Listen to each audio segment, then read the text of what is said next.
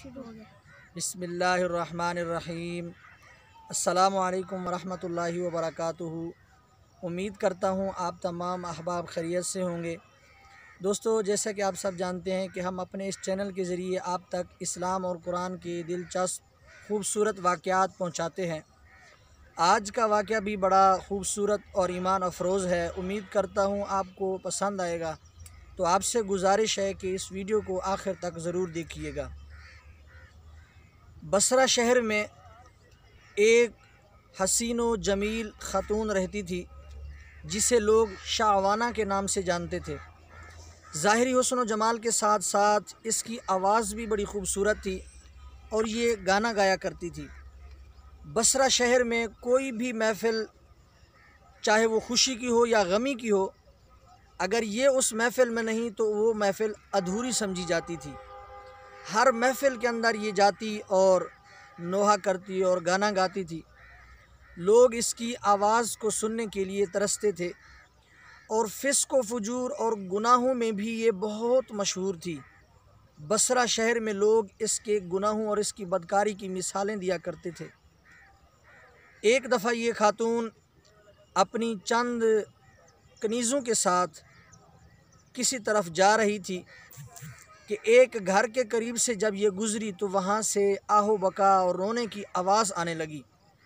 इसको शदीद गुस्सा आया कि मेरे बग़ैर ये लोग कैसे इस महफ़िल में जमा हैं और मुझे दावत तक नहीं दी गई। चुनाचे उसने अंदर का हाल मालूम करने के लिए अपनी एक कनीज़ को भेजा। उस घर में हज़रत सालेह अलमुरी रहमतुल्लाहि ताला अलैह रहा करते थे। वो आपका घर था और आप वहाँ पर लोगों को वाज़ो नसीहत करते। आप बाअमल आलिम दीन और अल्लाह ताला के बरगुज़ीदा बंदों में से थे।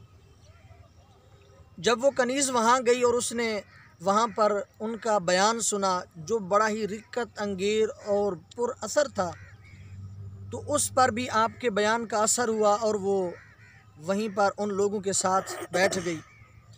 जब शाहवाना ने देखा कि काफ़ी वक्त गुज़र गया, वो कनीज़ वापस ना आई, तो उसने दूसरी कनीज़ को भेजा। जब ये भी उस महफ़िल के अंदर पहुंची तो वहाँ पर इसको भी बयान का जो असर था इस पर हुआ और इसको भी रिक्कत तारी हो गई और ये भी उसी महफ़िल में बैठ गई। अपने गुनाहों को याद करने लगी और रोने लग गई। जब कुछ वक्त गुज़रा, उसने देखा कि ये भी नहीं आई, तो उसने तीसरी कनीज़ को भेजा। उसने थोड़ी देर बाद वापस आकर बताया कि वहाँ पर लोग अल्लाह को याद कर रहे हैं और अल्लाह का ज़िक्र कर रहे हैं और अपने गुनाहों को याद करके रो रहे हैं। जब उसने ये सुना तो हंसने लगी और उन लोगों का मजाक उड़ाने की खातिर उसने सोचा कि मैं अंदर जाकर ख़ुद देखती हूँ। और मजाक उड़ाने की नीयत से जब वो उस घर में दाखिल हुई, आई तो थी वो मजाक उड़ाने के लिए, लेकिन कुदरत को कुछ और ही मंजूर था। जब उसने इन लोगों को देखा, इनकी आहो बका देखी, इनकी कैफियत देखी कि वो किस तरह अपने रब को याद करके रो रहे हैं, आंसू बहा रहे हैं, तो इसके दिल की दुनिया भी बदल गई। चुनाचे इसने हज़रत सालेह अलमुरी रहमतुल्लाहि ताला अलैह को मुखातब किया और पूछने लगी कि क्या मैं अगर अपने रब से अपने गुनाहों की बख्शिश मांगूँ, तौबा करूँ, तो क्या वो मेरे गुनाह माफ़ फरमा देगा?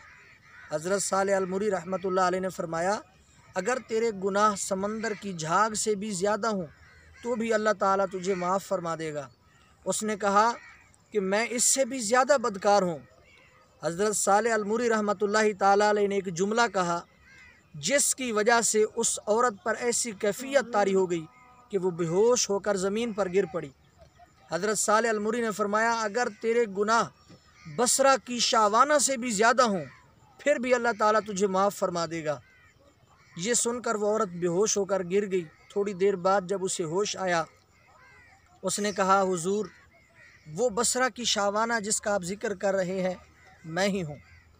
हज़रत सालेह अलमुरी रहमतुल्लाहि ताला अलैह ने फरमाया, अल्लाह से तौबा करके देख, फिर देख अल्लाह ताला तुझे कैसे माफ़ फरमाता है और तुझे अल्लाह ताला कैसे अपनी रहमत के साए में लेता है।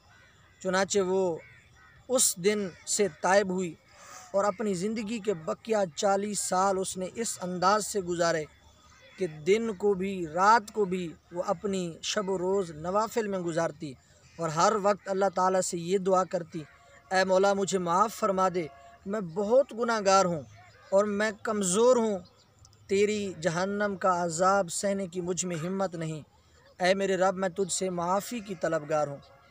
اسی دعا کے اور اسی زندگی کے ساتھ جو نوافل کی کثرت کے ساتھ اس نے گزاری تھی 40 سال کی بقیہ زندگی، اسی حال میں وہ اس دنیا سے رخصت ہوئی کہ اس کے آخری اوقات اور آخری دن جو تھے وہ اللہ تعالیٰ کے ذکر اور اللہ کی یاد میں تھے۔